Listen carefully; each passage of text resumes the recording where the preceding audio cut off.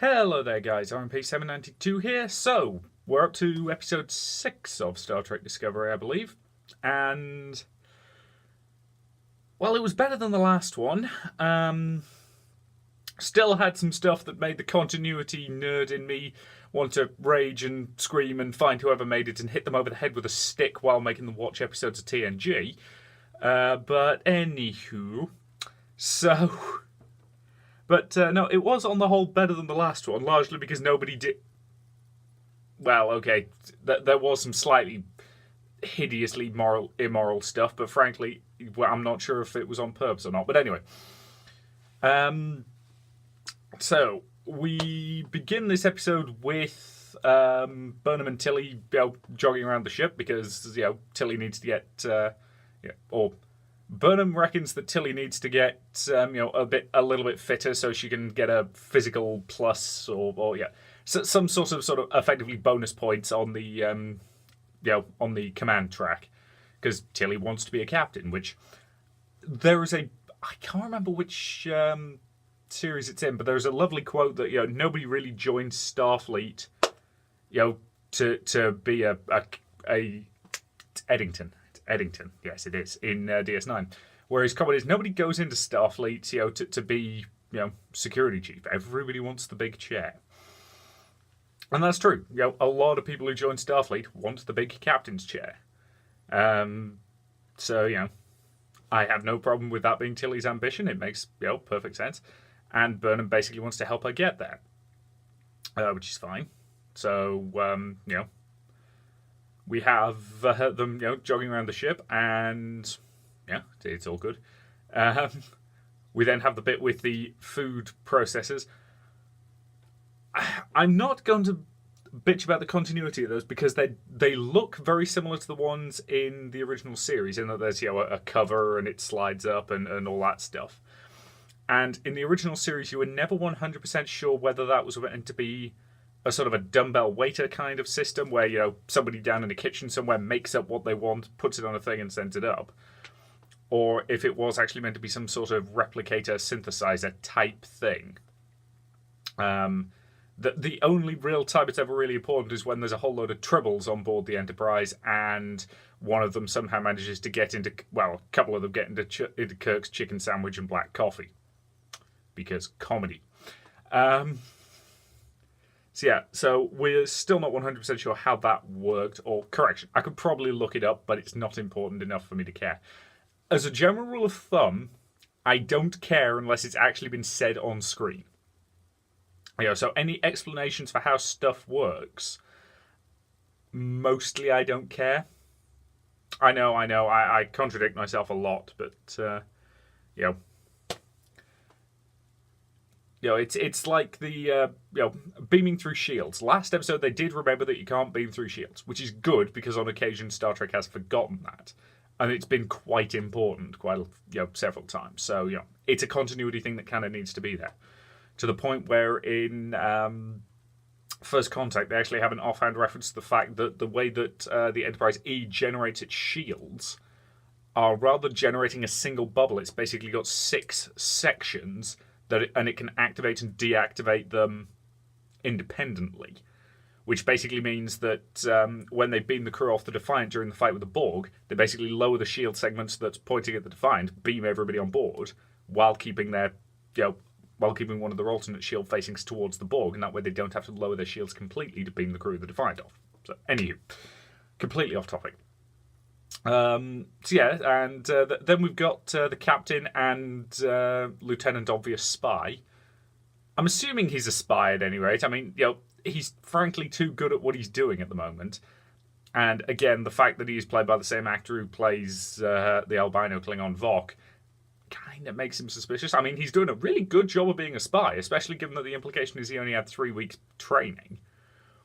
Assuming the stuff we saw in episode 4 all took place at about the same time, then he is working on about 3 weeks of spy training, which seems a tad unlikely. But anywho, incidentally, apparently the Klingon female in the last episode was the same one from earlier. I couldn't tell. I really could not tell that. The fact that that's meant to be the same person. Because I actually did. Yesterday, I ended up rewatching episodes 3, 4, and 5 before I saw episode 6, which did mean I picked up a couple of things I missed first time through. There is an offhand reference in episode 5 to how many people are on board the Discovery. It's around about 150, which makes it notably smaller than the Enterprise, which, as I said before, has a crew of about 400. So, yeah, Discovery is definitely smaller than a Constitution-class ship, which I'm fine with. It makes it roughly on par with Voyager in terms of size, though obviously Voyager is a significantly more advanced ship. Though, of course, if Voyager had had this spore drive, they could have got home in 20 minutes. But anywho, something's going to happen to make the spore drive completely unusable. It has to, otherwise it just cocks up continuity to a ridiculous degree, which is the problem with it being a prequel. Speaking of things that cock up continuity to a ridiculous degree, the captain and Lieutenant Obvious Spy were in a holodeck. A holodeck.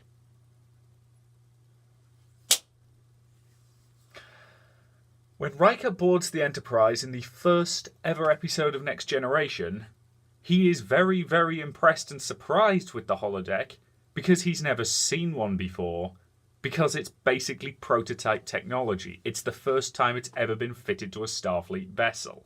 Well, okay, technically there's one on board the USS Galaxy, which was the prototype of the class, but it's brand new tech that's not really been fitted to starships before.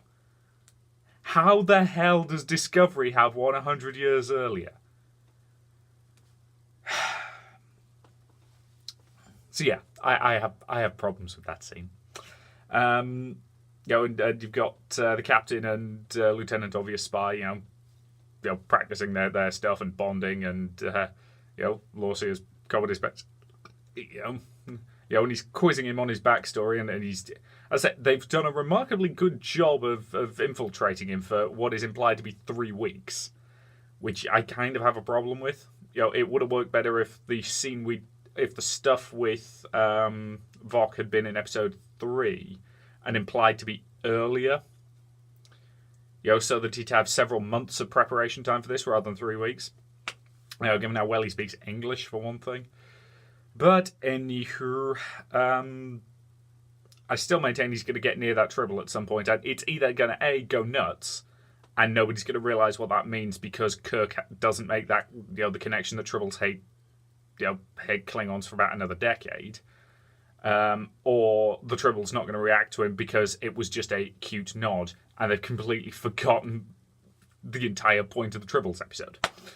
But anywho, so we then have Michael collapsing because she's linked to Sarek, and once again, that is not how Katras work. Katras do not form a bond between two people. The Katra is, to all intents and purposes, the Vulcan soul. It's a copy of their mind, to all intents and purposes, depending on how spiritual you want to be about this. And it's meant to basically be a repository for their knowledge after their death. It doesn't form an active psychic link, not as far as I'm aware anyway. Otherwise, you'd think McCoy would have had some pretty unpleasant reactions to Spock's death. So, yeah... I'm just gonna move on from the "this is not how this works" thing. But so Sarek is on some sort of secret mission, and he's taken another Vulcan dude with him. I sort of like the design of the Vulcan shuttle in that in Enterprise, when we saw Vulcan ships, they actually had a circular nacelle design rather than the standard nacelles. Which actually gave them a really interesting look in that show. And you can sort of see a sort of semicircular nacelle design on this shuttle, which implies it's the same basic tech, but maybe slightly more advanced or in a slightly different way, which I'm fine with. And then that guy blows himself up with a syringe. Going back to Enterprise again, we've seen this technology before. Specifically, there's an Enterprise episode where the ship gets taken over by a bunch of religious lunatics who basically have bioorganic explosives. They basically take a syringe or a needly type thing, stab themselves with it, and it merges with something that they've had implanted in them that's basically a sort of bioexplosive, which basically causes them to explode when they stab themselves, and they basically suicide bomb themselves. So I'm fine with that as a thing that's in Star Trek. Vulcan extremists. I'm one of the few fans who doesn't have a problem with this, because we've seen them before. Or we've seen things that could become them before. We've seen Vulcans in Enterprise who were, let's be honest, racist dicks, who basically are convinced they're superior. So the fact that that hasn't gone away just because they've joined the Federation, I'm kind of okay with. Same goes for the fact that in DS9 we have an episode with some Vulcans who are basically convinced they're superior to humans, and they're not sort of mindlessly aggressive or anything. They're just smug bastards. Now, granted, that's not a very good episode, but yeah, it gives a little bit of depth to the Vulcans. We know that Vulcans can be kind of racist and kind of stuck up about themselves, so I'm kind of okay with this as a concept. So Sarek ends up basically wounded, his shuttle drifting in some sort of nebula, which is going to make it really hard to find. And Michael realizes this because they've got this sort of psychic bond thing. And Lorcia basically says, okay, let's go rescue him. Because that's just the kind of captain he is. He's not the let's wait for authorization kind, he's the let's do it anyway sort of captain. So they get close to the nebula, and the comment is, can we find him in there? Let's go talk to our chief engineer, who...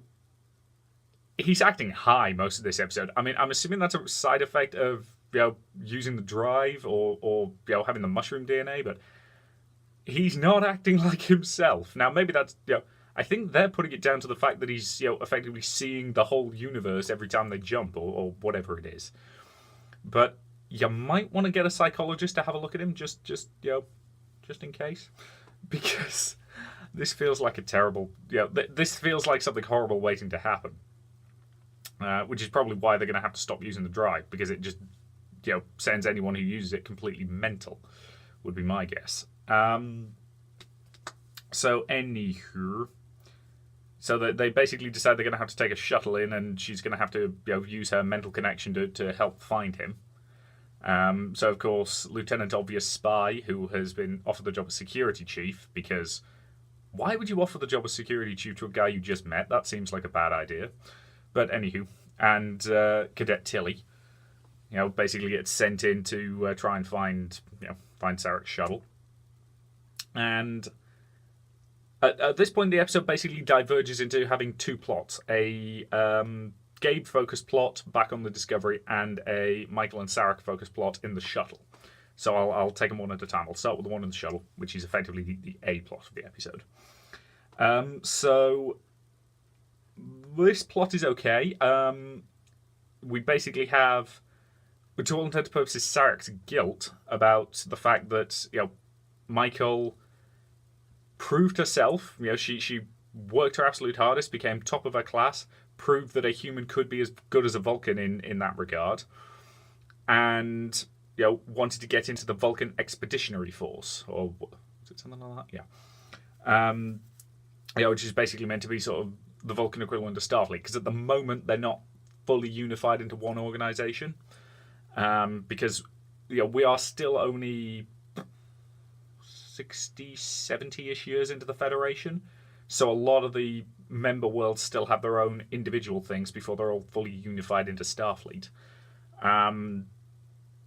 So yeah, that's a thing, and we Sarek basically comes over and says, oh, she didn't get in, that they're being dicks. And of course she basically feels like it's her failure.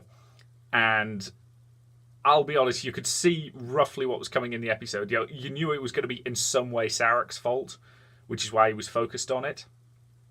The actual principle behind how it was his fault that she didn't get in was actually interesting, because that does add an additional layer to why he's always had problems with Spock whenever the two of them meet. Why he's so disappointed that Spock joined Starfleet rather than staying with the Vulcans is because he basically sacrificed Michael's happiness for Spock, and then Spock went a different way and joined Starfleet anyway. So, yeah, because we basically find out that the Vulcans again are dicks quite a lot of the time, and decided that having two humans in, or even a part, even a human and a part human, would be way too much for them to handle at once. So you can have one. You can let one of them in. Either Spock or Michael can join the Vulcan Expeditionary Force, but not both. That would be excessive. And he chooses his own flesh and blood over her, which, the thing is, Sarek has never been an entirely logical Vulcan.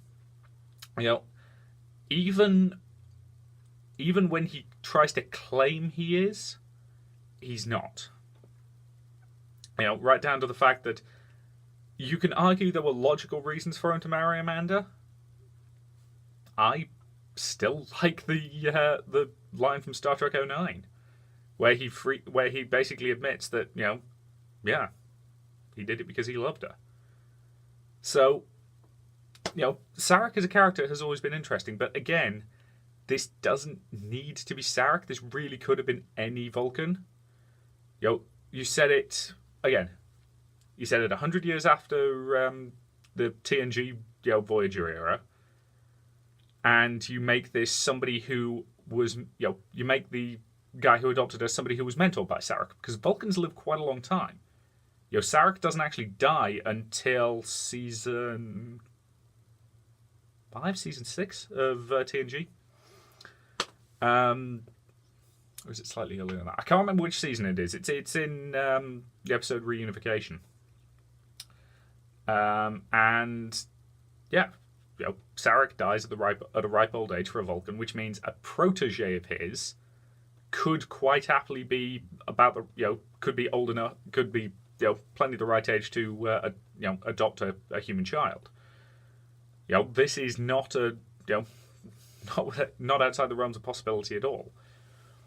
So you could still, again, all of the problems I have, or most of the problems I have with this show, apart from with the way Gabe's characterized, kind of go away if you set it 100 years later and don't make these guys the Klingons.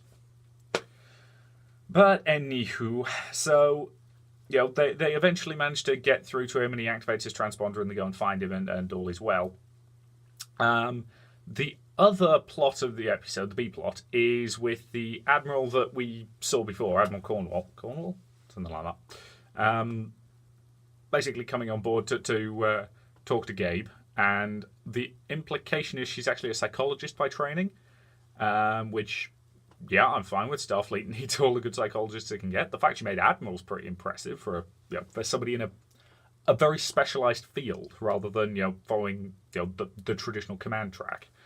But again, we know that Troy, for example, took the commander's exam, and did pass it. So it's certainly possible for a psychologist, a counsellor, whatever, to become to gain command rank and potentially get all the way up to admiral.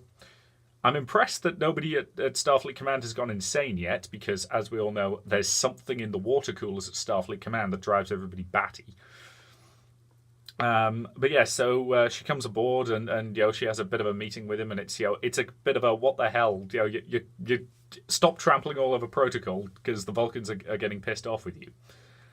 And he basically says, why are you even here? Well, I'm here to see my old friend. Well, let's stop talking like Starfleet officers and start talking like friends. And he just brings out a bottle of, I don't know, whiskey, something like that. Looked like whiskey. So they go back to his quarters and they start having a drink, and she basically admits that she's worried about him. He's passed every psychological test that they could throw at him, but still she's worried about him because they are old friends. The implication I take is they probably met at the academy or something like that, so they're meant to have known each other a hell of a long time.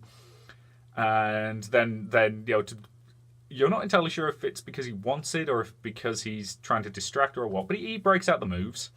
And they end up in bed together, which Starfleet doesn't have a rule against it. They probably should, but it's firmly established at this point that Starfleet does not have a rule against fraternization with your with anybody in your chain of command, because Picard has that relationship with one of the officers on his crew. He decides it's a bad idea at the end, but it's actually an interesting little episode. So, don't have a problem with this as a concept. Of course, Lethe is very badly broken, which means that he has a nightmare. And because she's there, he basically ends up rolling over, pinning her down, and of course he sleeps with a bloody phaser under his pillow. So he ends up basically waking up and pointing a gun at her face, which is never a good morning wake up for anybody. Which is enough to kind of make her freak out, somewhat obviously. And he basically begs her to not take his ship away from him. And I still don't like Gabe's character. But Jason Isaacs is acting the hell out of this role. And the thing is, with this scene, I genuinely cannot tell if he was trying to manipulate her or if that was genuine. And the fact that I can't tell actually is interesting. I still don't like him as a person, and I really would not want to serve under him as a captain because he's going to get more killed at this rate. But it is interesting, I will give it that. He has certainly got, it's implying depth and layers, which I'm genuinely curious to see where they're going.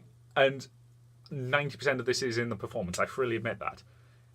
The way he's written on the page is, but it's very much an okay character being void up by a really good performance. I mean, Jason Isaacs is acting the hell out of this role.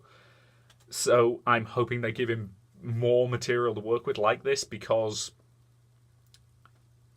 this was the best part of the episode to all intents and purposes, where I'm genuinely not sure if we're actually seeing under his mask or if this is just, the chair's gone pretty wobbly on me, or if this is just another mask that he's wearing and I can't tell, and that was interesting to me.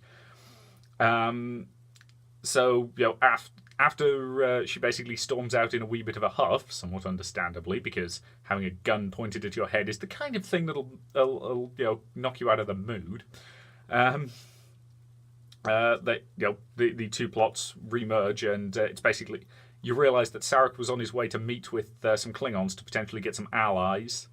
Again, because these are Klingon houses that have been left out of the sort of grand thing that Cole is putting together. And they figure, well, if we can get these Klingons on our side, maybe, that'll help with the war effort. Which is all well and good. And so he basically says, Sarek is in no position to go. What if we send, Admiral Cornwall? And, of course, it's a trap. Because these Klingons do not understand how honor works. These guys do not act like Klingons at all. Now, don't get me wrong, Klingons are not above subterfuge. They're not above, they will fight in sneaky ways. But there's a big difference between fighting in sneaky ways and going back on your word. And promising, a chance to talk peace and then murdering two of the people who were there, murdering the neutral party and, kidnapping one of the other delegates. That's really dishonourable, guys. This is not the Klingon way. So, these guys still do not feel like Klingons at all. Which again would be fine if this was a different species, but the fact that they went with Klingons, it annoys me. Anywho, but so she gets captured, and Saru basically goes to the captain and says, she's been captured. Should we go and rescue her? And he basically says, we need to wait for orders for Starfleet Command. And again, this is a really interesting little scene because there are two ways to look at this. And I genuinely don't know which is accurate. Number one, he's deliberately letting his old friend, get captured, tortured, and killed in order to hang on to his ship. Or what she said earlier actually got through to him, and he's realising that he can't be quite as gung-ho as he was before. Otherwise, A, they might take his ship away from him, and B, he's going to do something that's going to get everybody killed. And I don't know which it was.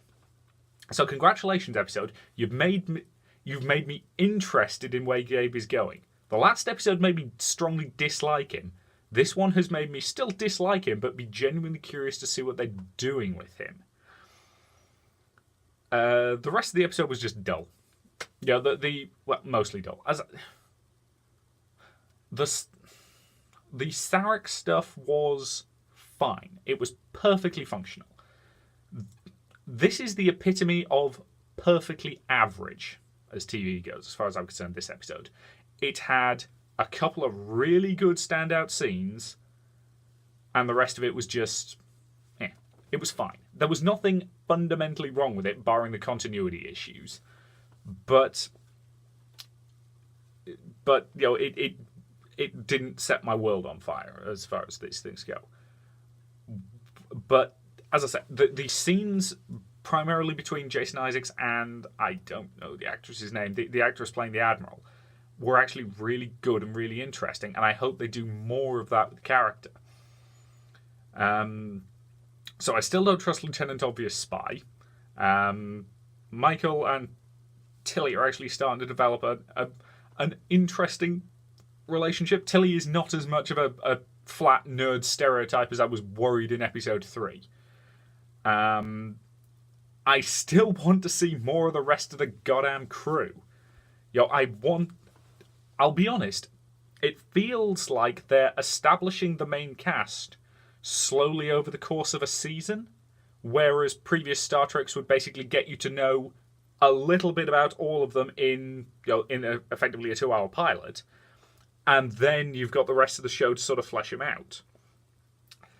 And whereas this show basically spent its 2-hour pilot purely on the backstory of Michael.